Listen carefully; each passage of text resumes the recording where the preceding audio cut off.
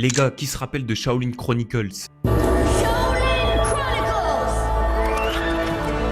Il y avait beaucoup trop d'éléments marquants dans ce dessin animé. Tout commence avec Ping Pong, un jeune amateur de Kung Fu qui rejoint les moines Shaolin grâce à des tests qu'il a validés. Ouais, il se trouve qu'il y avait un mec qui avait le même crâne que lui, c'était Omi, qu'il appelait tout le temps frère Omi. La quête principale dans l'histoire, elle est simple, c'est des talismans. Des talismans magiques. Et chacun des moines avait un élément maîtrisé par l'optique de chacun de leurs talismans. Je vous jure, Shaolin Chronicles, ils étaient trop en avance. Pour les combats, pour les talismans en question, ils avaient mis une animation en 3D. Hors de ça, ils mettaient leur animation en mode dessin animé, normal, et ils switchaient dans les combats. C'était du pur génie.